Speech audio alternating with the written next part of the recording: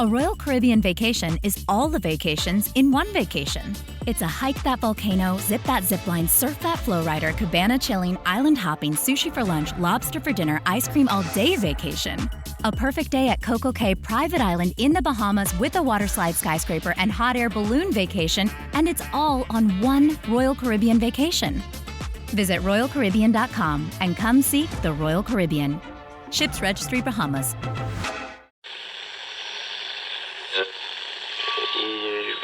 Empire.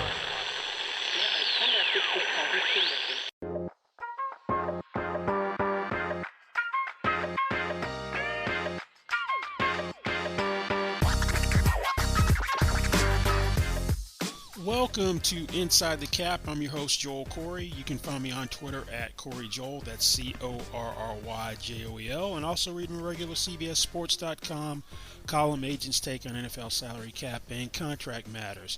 This time around, we're going to take a look at the two key decisions the Giants have to make with their quarterback, Daniel Jones, and running back, Saquon Barkley. The Giants season came to a close in a divisional playoff blowout loss to the Philadelphia Eagles, 38-7. Very successful year for the Giants. Under the first year, the new regime of general manager Joe Schoen and head coach Brian Daboll, it was supposed to be an evaluation year during the teardown phase of what was supposed to be a rebuild. But the Giants got off to a hot start and made the playoffs as a wild card team, had a 9-7-1 regular season record, went on the road, knocked off the 13-4 Minnesota Vikings 31-24 in the divisional playoffs. So you had two guys, Daniel Jones and Saquon Barkley, who were entering a crossroads this year. Barkley's coming off of a lackluster 2021 season in his return from a torn ACL that it limited him to 2 games in 2020. He only had 593 rushing yards for 3.7 yards per carry in 13 games. There's no way that you were going to extend him on his 5th-year option. He made $7.217 million this year on the 5th-year option. But after that performance, regime change, you weren't dare going to extend him. And in the case of Daniel Jones, they didn't pick up his 5th-year option of $22.348 million, which in turn meant that he was going to have an expiring contract. Now, both these guys passed the test with flying colors. Now, in the middle of the season, right around their bye week, which was in early November, the Giants engaged in contract negotiations with Barkley. And according to reports, the Giants' offer was in the $12 million per year neighborhood. Shane, in his post-game press conference on Monday, said that they weren't really close to reaching an agreement.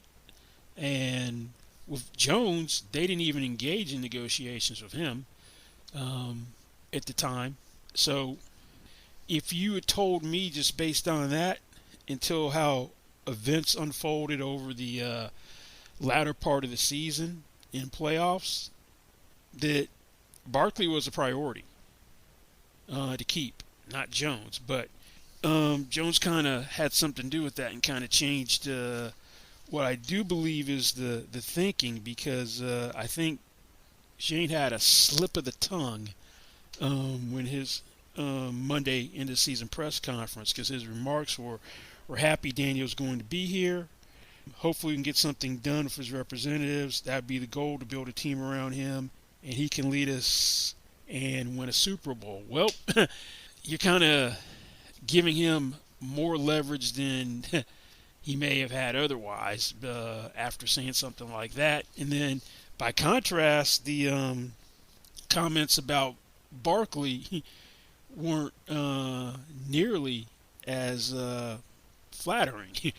It's like he said we'd like to have all the guys back. I really would, but there's a business side to it. There's rules that you need to operate from under the terms of the salary cap. Saquon, he's a good player. He's a great teammate. I love getting to know him this season. He's a guy we'd like to have back.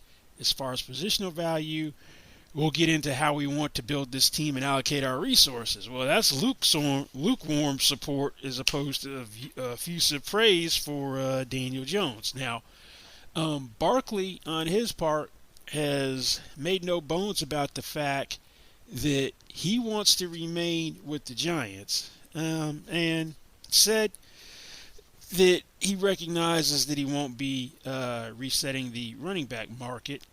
Right now, the market setter is Christian McCaffrey. McCaffrey signed a 4-year extension averaging $16,015,853 per year. I don't know why it's that weird amount, but it is. Shade over $16 million. It had $39,162,500 guarantees and had a running back best $30,062,500 fully guaranteed at signing. This is a deal he signed in April 2020. Now, Barkley, I believe it was on Sunday when he was cleaning out his locker, said, "I'm realistic. I know what I was on pace to do, but having 2 years filled up with injuries and having a season not performing to the level that I know I can perform doesn't help. But I was able to show the type of caliber of player I am, the things I'm able to do on a football field. That is something I wanted to do. That was my goal. I was able to accomplish that." And yeah, he had his best season since 2018, his rookie year. He looked like he was a superstar in the making. Had in 2018, he was Offensive Rookie of the Year, NFL Offensive Rookie of the Year, and led the NFL with 2,028 yards from scrimmage, which is combined rushing and receiving yards. This year, Barkley, career high, 1,312 rushing yards, 10 touchdowns on the ground. He was fourth in rushing yards and ninth with rushing touchdowns. Played in 16 games. Had 1,600 yards from scrimmage, which was seventh most in the NFL, and fifth among running backs. So he was essentially one of the 5 best running backs this year. Now, there are more details which came out about that November negotiation. As I said earlier, Giants offer was in the $12 million neighborhood. Reports are that Barkley was seeking a deal close to McCaffrey territory, so something isn't necessarily squaring with, I know I can't be paid like McCaffrey, but he wants to be paid close to McCaffrey. I'm not going to reset the market. Yeah, well, McCaffrey territory is probably a bridge too far for the Giants. Now, that's even though Barkley is better at what he does than Jones is at what he does. In today's game, passers are more important and more valuable than runners. So I would say that, taking the comments that Shane made between the two of them, Jones is probably now the leading candidate to the franchise tag, when I thought it was going to go the other way back until about a month ago. Now, if you look at how the rest of the running back market goes and why getting close to McCaffrey may be problematic, you've got McCaffrey right there, shade over $16 million. Now you got a tie at $15 million per year with Ezekiel Elliott and Alvin Kamara. Thing is, Ezekiel Elliott ain't going to be playing on that $15 million per year deal much longer. He's either going to be released or he's going to take a pay cut. And Kamara's deal is one of those misleading deals which is inflated artificially, so he could say he's at $15 million per year. It's $75 million over 5 years was the extension. There's $25 million in the 2025 contract year, the last year of the extension. So you back out the 25, that leaves 50 over 4. It's really realistically $12.5 million per year. So you drop down, and next it's Dalvin Cook, who signed a 5-year extension also in 2020. That averages 12.6 per year as well. So we're going to talk about Jones in more detail. after we finish with Barkley. But Barkley, to me, only gets the franchise tag if Jones gets a deal done quickly. And the running back franchise tag number projects to 4.489% of the cap. And just to refresh your memory, the way franchise tag numbers, the non-exclusive ones, are calculated, it's not as simple as the average of the top 5 salaries from the previous year. Now, the 2011 CBA made it more complicated than how it used to be, which was exactly how it was. Now you got to take, you calculate the average of the top 5 from the previous year, then you do that running back 5 years, take that sum, that total, you divide that by the sum of the salary cap for the previous 5 years. That's where you're going to get this percentage I just gave you. It's called the cap percentage average, running back 4.489 million. Now, you multiply that by what the upcoming salary cap, or the salary cap for the upcoming league year, will be. That hasn't been set yet. So all we can do is give a informed estimate. I'm using $225 million as the projected amount of the 2023 salary cap. And the reason I'm doing that is I pulled a select number of teams at various points during the year. I got as low as 220 and as high as 230 for projections of what teams were using internally. So I'm going with 225. And the running back number should be 10.1 million. At 225 million. Obviously, the higher the cap goes, the higher that number would be. The lower the cap is, the lower that number would be. Now, Barkley made a couple of comments and indicated that he'd be upset if given a franchise tag. He's going to turn 26 on February 9th. He's played through 5 NFL years. And that $12 million per year offer that he turned down is good value relative. The franchise tag designation is good value relative to the rejected offer. Because second franchise tag in 2024, and we're going to use my placeholder projected number, would be a 20% raise under the CBA. That's $12.12 million. So over 2 years, that's $22.2 million. And we don't know the details of this nearly $12 million per year offer. I'm assuming worst case scenario, it's flat. So he would have $24 million through the first 2 new years, wouldn't be backloaded, where it'd be like 22, and then you get the average of projected average 2 franchise tags, and it goes up. I'm assuming it's not like that. So that he would make $22.22 million for an average of $11.11 million, going the franchise tag route, and then hit the open market in 2025 as a 28-year-old, and good luck trying to get a lucrative contract as a 28-year-old running back who has played 7 years in the NFL. Now, this McCaffrey type money that Barkley apparently wants, or close to McCaffrey, yeah, if he did what Josh Jacobs did this year, yeah, you'd have a better case for it. Well, all Jacobs did was lead the NFL in rushing, 1,653 yards, and in yards from scrimmage, 2,053 yards from scrimmage with 12 rushing touchdowns. So, I don't think he's going to get to that McCaffrey territory. Now, Shane's comments are like, to me, hey, we want you back, Saquon, but we got a limit to how far we can go.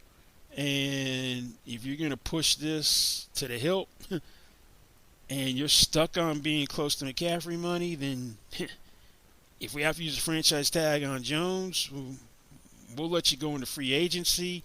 Free agency has typically not been kind to running backs. Now, there are 8 running backs in the NFL on contracts that average $12 million per year or more. And all these deals were for players to remain with their own teams. The last of these 8 $12 million per year deals was done last year. And that was Nick Chubb, who has been a better back consistently than Barkley. He signed for $12.2 million per year on a 3-year extension. Now, if you take these 8 running back deals that average over $12 million per year, the average of these 8 deals is $13,047,526. That's the average per year. The average length is 4.375 new years. So, how did these 8 running backs do in 2022? Their average production was basically 1,135 rushing yards, 8 rushing touchdowns, and 1,521 yards from scrimmage. So Barkley's outperforming that. Barkley was better than that this year. He exceeded all those marks. So if you're trying to find what's an appropriate amount for Barkley, then he's a little bit better than that. So you got to go a little over $13 million per year. Now, he probably thinks he's a top 5 running back, should get top 5 running back money. Now, I've told you the top 4 running backs are in terms of salary. Now, one of them is going to drop out in Ezekiel Elliott. One of them has an inflated deal. So right now, currently rounding out the top 5 is Derrick Henry. Now, Derrick Henry in 2020 was given a franchise tag, and he signed a 4-year, $50 million per year deal with incentives that made the max value $51 million. In the last 2 years, he got a $500,000 incentive each year for 1,300 rushing yards. So, $25.5 million was fully guaranteed, and that was the first 2 years of the contract. So, if you adjust for salary cap inflation, Henry's contract is worth almost $14.25 million per year. So to me, there should be a deal to be made between $13 million per year and $14.25 million per year. That to me is the appropriate, might be the sweet spot. I had an agent recently tell me that sometimes the right deal is one where both sides are a little bit uncomfortable, and that may be a fair deal, somewhere in that range. Now, the midpoint of that range is $13.625 million per year. Now, there is a deal that was done 4 years ago, and you modify that deal, it might be something for both sides to work off of, which would be fair. 4 years ago, as an unrestricted free agent, Le'Veon Bell went to the Jets after sitting out 2018 when he was franchised, didn't play that second year, signed a 4-year, $52.5 million deal with a then veteran running back contract record of $27 million fully guaranteed. That was the amount in the first 2 years. There were $35 million in overall guarantees because there was $8 million in year 3, which will become guaranteed in 2021. That third year, that March, it was going to vest as that year came up. There were incentives to make the deal worth as much as $60.15 million. Incentives and salary escalators. That deal averaged $13.125 million. That was per year. That was the average for that particular deal. The incentives had $1.5 million in annual incentives, $500,000 for 1,800 rushing yards from scrimmage, another $500,000 for reaching 2,000 scrimmage yards, and if you hit the first threshold and a playoff berth was $500,000. Escalator, there's a base salary escalator in the last 3 years, $550,000, which you had 3 ways to trigger it: 2,000 or more rushing yards, 2,000 or more yards from scrimmage, being AP NFL Offensive Player of the Year, being AP NFL MVP. Now, to me, maybe $13.5 million per year. That's below the midpoint of this range, and you have upside. With the $7.65 million of upside, the maximum value would be $61.65 million.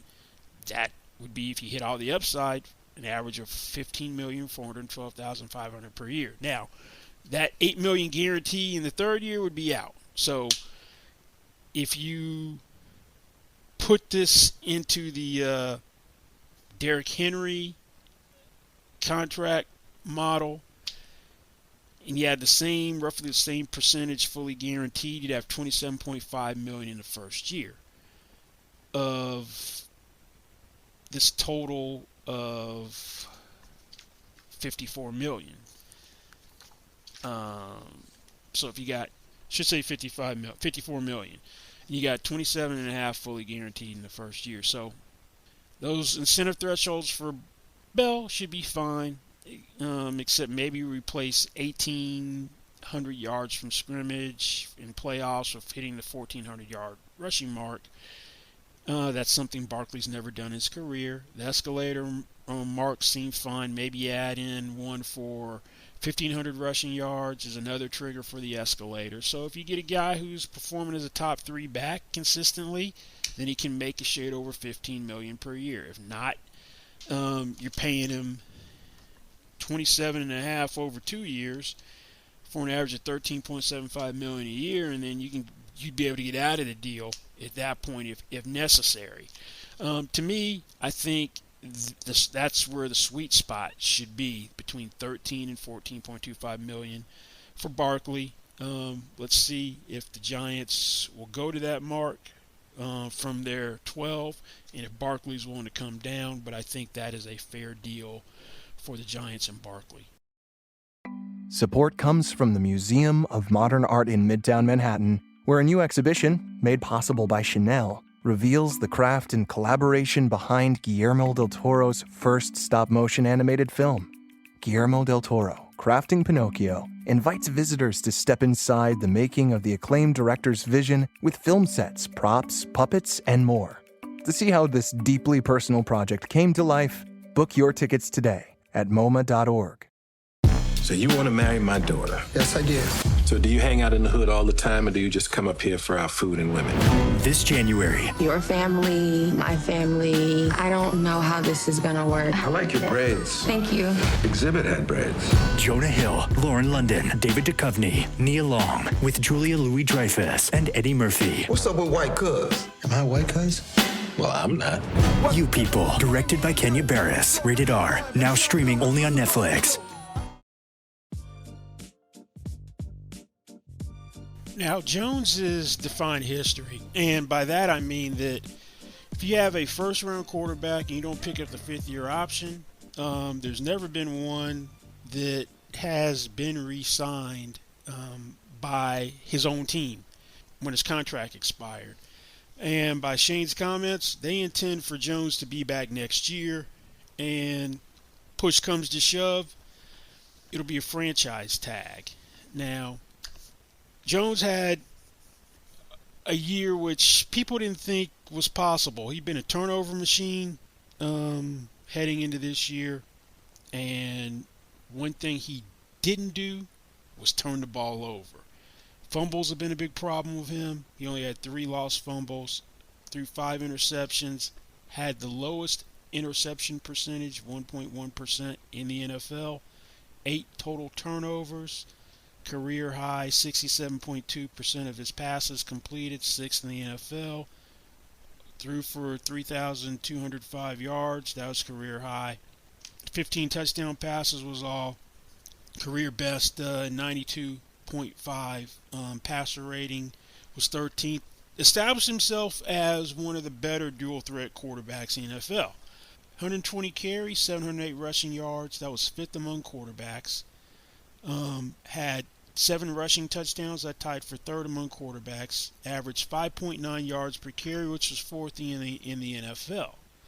Now, one thing the Giants haven't had him do is try to win games. He's a guy you don't win because of. He's a guy you can win with.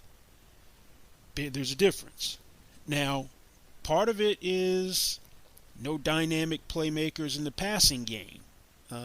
If you ranked on paper receiving cores, tight end, and wide receiver, you probably put the Giants group as a whole at the bottom of the NFL. If not at the very bottom, they're definitely going to be in that bottom 8th. They didn't ask him to push the ball down the field very much, at least compared to other quarterbacks. Only 23 attempts of 20 yards or more, according to Pro Football Focus. That was 34th in the NFL. So we still don't know how good Daniel Jones can be. And part of the problem before and why you didn't pick up the option is you didn't have a full complement of weapons, or you had challenging things going on, because Barkley hadn't been himself until this year. The coaching left something to be desired. And now you still don't have the full picture, but he's trending in the right direction because he doesn't have weapons. Like we saw that Josh Allen took off when the Bills got Stephon Diggs for him. Tua Tagovailoa looked like a different quarterback with the addition of Tyreek Hill. A.J. Brown helped unlock Jalen Hurts this year. You don't have that equivalent for Daniel Jones, but nonetheless, working with what he had this year, played well. Also, won a playoff game on the road. Granted, the Philadelphia game didn't look good. Came back down to earth against Philly's great pass rush. They have 4 defensive line of 10 or more sacks on that team of Philadelphia. So, knowing that a franchise tag is probably in his back pocket, then that's going to allow Jones to play a little harder ball than he would otherwise. Now, typically a quarterback gets the exclusive franchise tag, and exclusive and non-exclusive franchise tags are calculated in different manners. The exclusive franchise tag is the average of the top 5 salaries at the end of the restricted free agent signing period. That'll be April 21st this year. The non-exclusive tag is used as a placeholder until that number is finalized, but it's usually a lot higher than a non-exclusive. Right now it projects to $45.248 million, and it's subject to change based on new deals, contract restructures, guys getting released between now and then. You don't need to do that for Daniel Jones, so it's going to be the non-exclusive. With a non-exclusive tag, if you sign an offer sheet that isn't matched, then the team to put the tag on the player gets 2 first-round picks as compensation. Now, I don't think the Giants have to worry about that as well. The non-exclusive quarterback franchise tag is going to be 14.42% of the cap at $225 million. That's going to be $32.445 million. You could put a transition tag on them, which will be cheaper, which is that same calculation but for the top 10 with the cap percentage average, and at $225 million that projects to $29.53 million. The only problem is you don't have a right to match, and an offer sheet, and there's no compensation on an unmatched offer sheet, and we've seen teams before do that. And I think Miami with Olivier Vernon put a transition tag on him, and then the Giants were going to sign an offer sheet. They took it off so they could get a compensatory 3rd-round pick. Jones is worth more than a compensatory 3rd-round pick at the back of the draft, and that'd be the 2024 draft. Aging Matt Ryan went for a conventional 3rd-round pick in the middle of the 3rd round. I think the upper part of the 3rd round this year. That's what the Falcons got from the Colts. So you're thinking franchise tag. Now, you start talking franchise tag. If I'm Daniel Jones, I'm thinking, okay, you franchised me once, 20% raise the second year. That'd be $38.934 million. So 2 tags, I'd make $71.379 million. He could play himself into the exclusive the second year because Kirk Cousins is the only quarterback in recent years who got a non-exclusive tag. It was non-exclusive the first year, then exclusive the second. So you average these 2 tags, you're $35,689,500. So you're probably approaching $35 million per year on a long-term deal. Now, if I'm Jones, depending, and I don't know where the Giants would come in on a first offer, but I'm thinking, well, Cousins signed a $35 million per year 1-year extension last year. I just beat this dude. So shouldn't I be making more than him? So probably, I don't think there's any way you can sign Daniel Jones for under $30 million per year. Let's just get that off the table. And you're probably pushing 35. I don't see him getting to 40. There are 8 quarterbacks who make $40 million per year or more.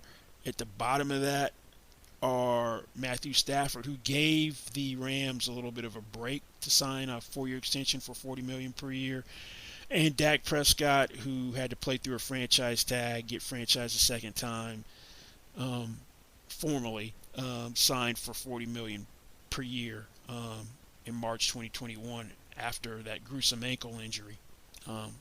But that Cousins thing would come up. Now, this whole Giants, I brought up Titan before, is reminiscent of the Titans to me, because in 2020, they had Ryan Tannehill, their quarterback, and Derrick Henry, both up at the same time.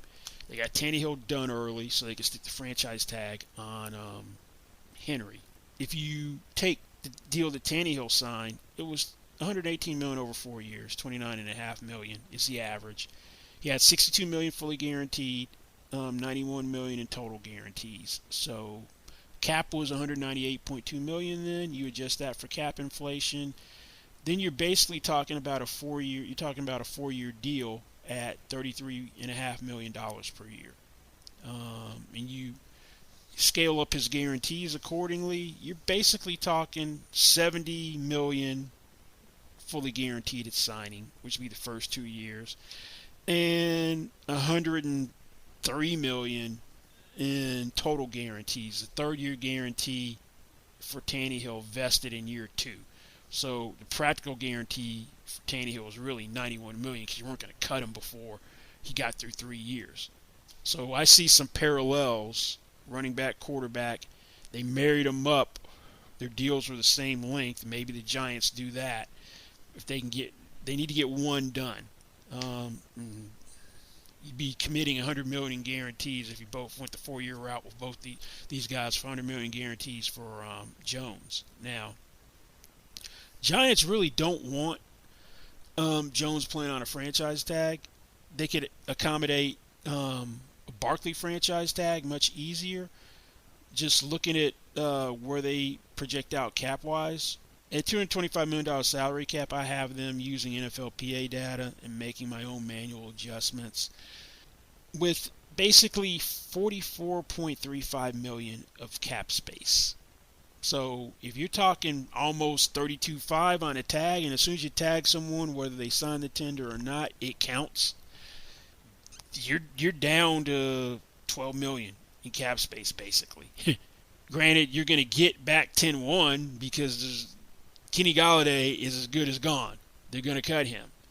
Galladay's got a $4.5 million salary guarantee for 2023. So between his dead money and the guarantee, you'll have $11.3 million in dead money. He has a $21.4 million cap hit. So you're going to save $10.1 million, which is coincidentally same amount you need for a franchise tag for Barkley. So you're basically, if you had to tag Jones, you're at 22 and some change in your cap space. That's a big difference than having basically $44.4 million after you cut Golladay and if you had to tag Jones. So they need some. They're probably going to get one, if not both of these guys done before the March 7th deadline to use a designation on someone, whether franchise or transition. The 15-day window opens on February 21. Best deals from a team typically won't come until right before the deadline, March 5th, 6th, 7th. Which teams won't put their best foot forward sooner because the agent knows, well, there's no hard deadline which will force them to do something, so I can probably get a better offer if I wait. So I'd say early March is when something's going to come to a head with at least one of these guys, maybe both. I look at it that the range for Daniel Jones is probably on a multi-year extension is probably going to be $33.5 million per year to $37.5 million per year. Now, if I'm Jones, and if I think I could really break the bank once they bring in better weapons offensively, I'm not doing a 4-year deal. I'll do 3 max, or I'd be inclined to try to play in the franchise tag. that franchise tag is a little over $10 million more than what the fifth-year option would be. And I think I'm just scratching the surface of my talent. And if I got better weapons in the passing game, I could take my game to another level. Then we are talking well over $40 million if he goes that route. But he seemingly wants to be there. They want him to be there. I expect him to get something done long term. And I think Barkley's going to be back there as well. And hopefully they'll marry up the length of contract together, so that'll be at least be their initial window to try to improve upon this year's surprising playoff run. Well, that's going to be this week's Inside the Cap. Don't forget, you can find me on Twitter. That is Corey Joel, CORRYJOEL, and also read my regular CBSSports.com column, Agent's Take on NFL salary cap and contract matters. Thanks for listening, and we'll see you back here next time. Bye.